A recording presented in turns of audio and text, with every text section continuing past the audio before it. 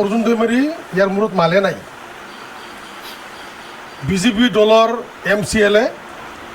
হাতে ভৰি ধৰি হাগ্ৰামা মহিলাৰীক টংলা মিউনিচিপালিটি বোৰ্ডৰ চেয়াৰমেন হৈছে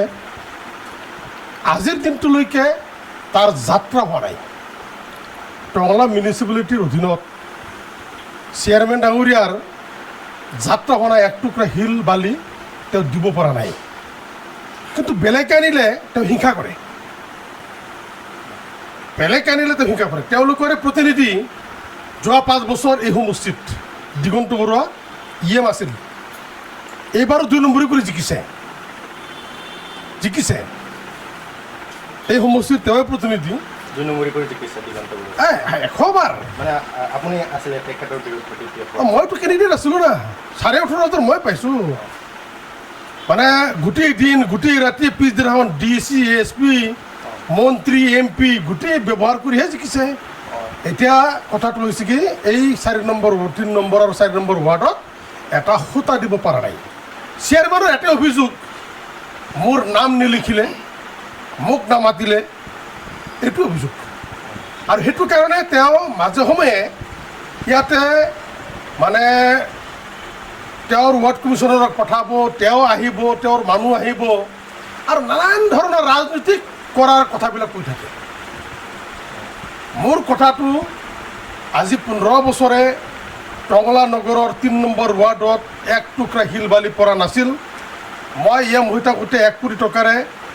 আমাৰ বাবুপাৰাৰ পৰা হস্পিটেললৈ যোৱাৰ ৰাস্তা তেতিয়া মই নিৰ্মাণ কৰা পৰৱৰ্তী সময়ত 2টা টাৰ্ম বিজেপিয়ে জিকিছে এটা খুঁটা দিব পোৱা নাই তেওঁলোকে ভোটৰ ৰাজনীতি কৰে মিছাতে মানুহবিলাকক প্ৰলোভন দিয়ে আৰু এইবিলাক কৰি ৰাইজক বিভ্ৰান্তি কৰে অৰ্জুন দৈমাৰীয়ে তেওঁক ফাউণ্ডেশ্যনত নামাতাৰ কাৰণে তেওঁহঁতে JCB পঠাই JCBখন তাতে ৰাখি নালা খান্দিব বিচাৰোঁতে ঠায়ে ঠায়ে তেওঁ ভাঙিছে মই 100 জনতকৈ অধিক ৰাইজক লৈ তাত উপস্থিত আছোঁ ৰাইজক লৈ আলোচনা কৰি যিটো কোদালেৰে কৰিব পৰা কাম ইয়াত টাউন কমিটিৰ পইচা নাই মই নিজে ব্যক্তিগতভাৱে ৰাইজক মই কথা দিছিলোঁ যে পইচা মই দিম আপোনালোকে লেবাৰ লগাই এইটো চাফা কৰক কিন্তু সেইটো আওকাণ কৰি অৰ্জুন দৈমাৰী তেখেতৰ টাউন কমিটিৰ চাংগুবাংগুবিলাকে JCB ব্যৱহাৰ কৰি ৰাস্তাটো ভাঙিছে টাউন কমিটিৰ চেয়াৰমেনে কাৰোবাক জেলত ভৰাই দিম কোনোবা ৰাজনীতি ব্যক্তি জড়িত